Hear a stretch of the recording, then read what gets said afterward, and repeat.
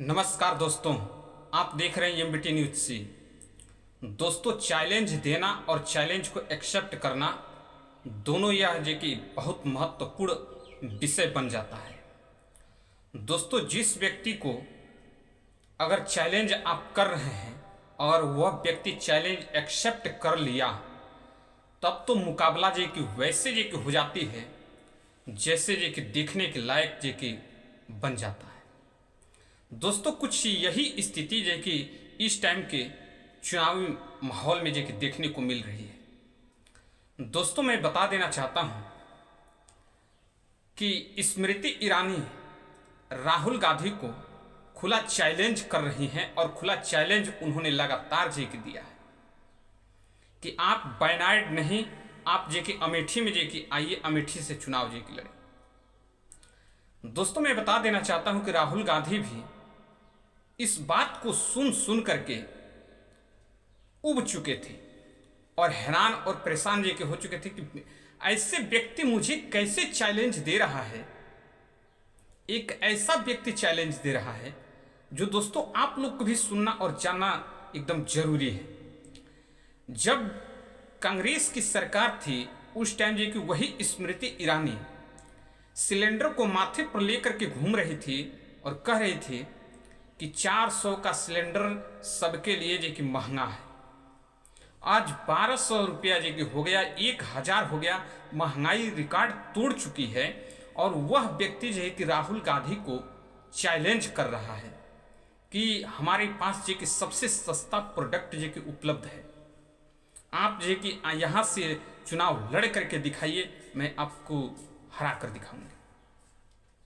ऐसा वह व्यक्ति जो है कि चैलेंज कर रही है, सोचने और समझने वाला जो कि विषय जो कि बन जाता है। कहा जो कि राहुल गांधी इसको एक्सेप्ट नहीं करते, तुरंत उन्होंने जो कि इस बात को एक्सेप्ट किया और राहुल गांधी अमेठी से भी जो कि चुनाव लड़ने के लिए तैयार है। अब जो है कि मामला जो है कि दिलचस्प जो कि बन चुका है और देखने लायक भी बन चुका है। दर्शकों, आपसे भी जो कि मैं रिक्वेस्ट करता हूं कि आप लोग भी जो कि इसमें जो कि जितनी रोचक और जितने जो कि आप जो कि दिलचस्पी दिखा रहे हैं, यह देखने और समझने वाले जो कि विषय जो कि बन जाती है। दोस्तों, अब तो जो है कि कांटे की टक्कर की बात आ ही चुकी है। अब जो कि वायनाड से भी लड़ेंगे राहुल गांधी और जो कि अमेठी से भी लड़ेंगे, जबकि पिछली बार भी यही हुआ था।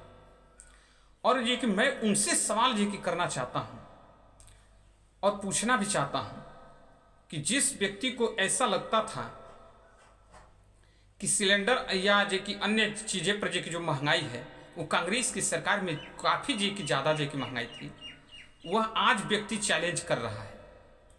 जरा याद कीजिए। और उसके बाद से कंगना रनौत पर जो कि मैं बात करूं कि उनके ऊपर जो कि बीफ खाने का आरोप जो कि लग चुका है, आरोप लगाया जा रहा है और ऐसे ऐसे व्यक्ति जो कि लगा रहे हैं जिसमें जो कि कंगना रनौत को सफाई देने की जरूरत जो कि पड़ रही है। अब क्या जो कि कंगना रनौत के बारे में जो कि कहना है, वह बीजेपी के उम्मीदवार हैं और मैदान में जो कि चुनाव जो कि लड़ रही हैं और जो कि फील्ड में उतर चुकी हैं। दोस्तों, आप भी जो है कि देखिए कि किस तरीका से रोचक जो कि मामला जो कि हो रहा है। अब दोस्तों, ये कि मैं बात करूं कि बिहार की राजनीतिक पर, तो माननीय प्रधानमंत्री नरेंद्र मोदी जी परिवारवाद का जो है कि जो संकल्प और जो है कि स्पीच दिए थे लाल किला से, बिहार में जाकर क्यों ठंडे बस्ते में जो कि पड़ गया, इसका जवाब जो कि कौन देगा। अगर जो कि इसका जवाब जो कि मांगा जा रहा है तो समस्या खड़ी जो कि की जा रही है। दोस्तों, मैं जो कि जानना चाहता हूं कि जितने बड़े जो कि हुंकार जो कि भरने वाले देश के प्रधानमंत्री साहब जी जो कि कहते थे कि परिवारवाद पर जो कि कटाक्ष करने वाले, जमुई और नवादा में जाकर के कैसे ठंडे बस्ते में जो है कि परिवारवाद को जो कि समेट दिया गया। एक शब्द जो है कि क्यों नहीं जो कि बोली परिवारवाद पर। जानते हैं इसके पीछे क्या राज है? इसके पीछे का राज है कि चिराग पासवान एक परिवारवाद से आते हैं और जो वहाँ के सम्राट जी हैं, आप लोग को मालूम होगा, उस सम्राट जी के पिता 7 बार जी के सांसद रह चुके हैं जिस भी पार्टी से। 3 ऐसे कद्दावर नेता बीजेपी में बिहार के मंच पर जे कि उपस्थित, और वहाँ जो है कि परिवारवाद का जो कि कैसे जो कि मोदी जी बात कर सकते हैं। परिवारवाद का बात जो है कि करना और परिवारवाद को अपने में मिलाना, यह जो कि दोनों किस बात का संकेत कर रहा है, आप हमें जरूर बताइएगा। क्यों खुले मन से और खुले दिलो दिमाग से जो कि स्टेज पर जो कि बातें नहीं कर पा रहे हैं मोदी जी। उसके बाद जब बातें जो कि कह रहे हैं, कई ऐसे जो कि हैं नेता जिनके बारे में जो कि बात किया जाए तो उलूल झुलूल की बात जो कि करते हैं लोग। जैसे मनोज तिवारी को दिल्ली में जो कि बैठा दिया गया है कि कमान संभालिए। अब ऐसे व्यक्ति को जो कि बैठाया गया है जिनको जो कि पूछा जाता है कुछ और बात करते हैं कुछ और। अभी के प्रेजेंट टाइम के जो कि मैं बात कर रहा हूँ, उनसे जो कि पूछा जा रहा है कि रोजगार जो कि कैसे जो कि मिलेगा। तो मनोज तिवारी का जो कि जब बात आती है डिबेट में, जब उनकी जी की बारी आती है तो कहते हैं चलिए जी कि राम मंदिर पर जी की बात कर लेते हैं। अरे युवा रोजगार मांगता है, युवा को रोजगार चाहिए, आप राम मंदिर पर जी की बात लेके जा रहे हैं। आप परिवारवाद की डंका बजा रहे हैं, और जब स्टेज पर जी की आ रहे हैं तो परिवारवाद समाप्त हो जा रहा है। तो किस तरीके का आपका विचारधारा है, मैं जानना चाहता हूँ। और जो कि लोगों से जो कि यह अपील है, मैं बता भी देना चाहता हूँ कि आप जो है कि सुरक्षित जो है कि वोट कीजिए, जहाँ भी जो कि कीजिए एकदम सही दिलो दिमाग से कीजिए। जो 400 का जो कि आंकड़ा है, यह एक दिलचस्प जो कि बना दिया है। धरातल पर इस चीज को दिखाई नहीं दे रहा है, लेकिन मीडिया में इस बात का डंका बज रहा है कि मोदी जी तीसरी बार जी के प्रधानमंत्री बन रहे हैं और 400 सीट जी की जीत के ला रहे हैं। इसमें कितनी सच्चाई है, आप हमें जरूर कमेंट कीजिएगा।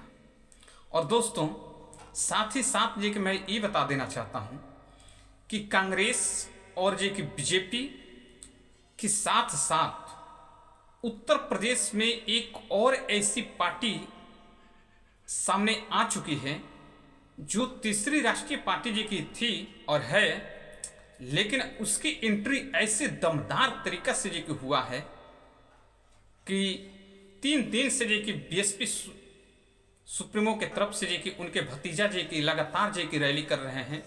नगीना में किए, गाजियाबाद किए, आज बरेली में जी की किए।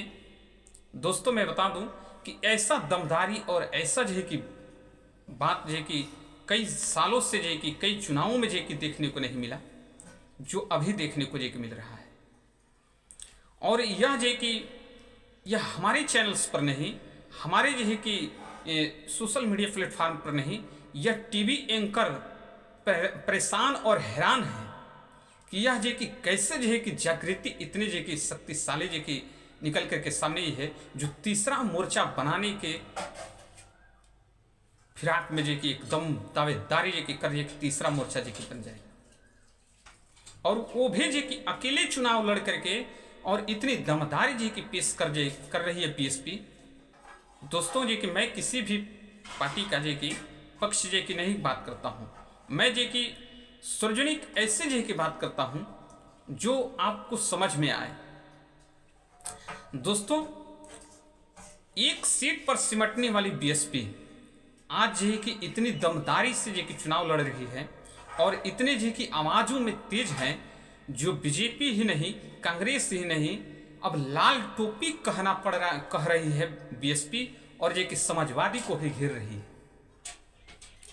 दोस्तों, आप जहां भी कहीं से जी कि हमारे वीडियो को देख रहे हैं, आप अपना राय हमें जरूर बताइएगा। मैं लास्ट में जी कि फिर से जी कि आप लोगों से कहना चाहता हूं कि क्या राहुल गांधी इस चैलेंज को एक्सेप्ट करके कितना हद तक जी कि सही किए हैं और कितना जी कि गलत किए हैं। मैनिफेस्टो जी की जारी जी की करने के बाद वह जी कि एक शॉर्ट वीडियो रील जी की अपनी गाड़ी में बैठकर जी कि चलते हुए जी कि रात को 12 बजे जी कि बनाते हैं और जी कि डालते हैं। और नेक्स्ट अगले दिन 24 मिलियन क्रॉस कर जाती है उनकी व्यूअर। दोस्तों एक जो कि ऐड बीजेपी की तरफ से जो कि चलाया गया है, उसमें एक दुल्हन है और जो कि कांग्रेस के तमाम नेता हैं, वो दुल्हन जो कि वाला जो कि मैटर ऐसा जो कि कांग्रेसियों को जो कि बेइज्जती कर रही है। ठीक उसी टाइम एक जो कि एक दिन बाद कांग्रेस ने भी एक वीडियो जारी किया, उसमें जो कि पूछा है कि मेरे काम का हिसाब दीजिए।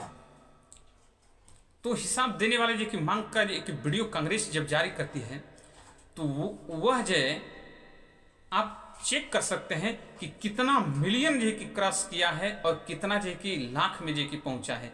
बीजेपी का लाख में जो कि पहुंच रहा है और कांग्रेस का मिलियन में पहुंच रहा है। यह सच्चाई है, लेकिन इस सच्चाई को दबाने के लिए दोस्तों बहुत कुछ जो कि प्रयास जो कि किया जा रहा है। इलेक्ट्रॉनिक मीडिया से लेकर के सोशल मीडिया तक जो कि ऐसा जो है कि दबाव जो कि बनाया जा रहा है, ऐसा जो है कि हाईजेक करने का प्रयास किया जा रहा है। आपके सामने जो कि होगा, आपके सामने जो कि दिखाई दे रहा होगा। एग्जिट पोल क्यों नहीं दिखा रही है इलेक्ट्रॉनिक मीडिया, मैं जानना चाहता हूं। चलिए दोस्तों, एग्जिट पोल के बारे में जो कि मैं कल जो कि बात करूंगा कि क्यों नहीं दिखा रही है अभी तक। आप कहीं से भी हैं हमारे वीडियो को देख रहे हैं तो हमारे वीडियो को सब्सक्राइब, लाइक, शेयर, कमेंट जरूर करें। धन्यवाद।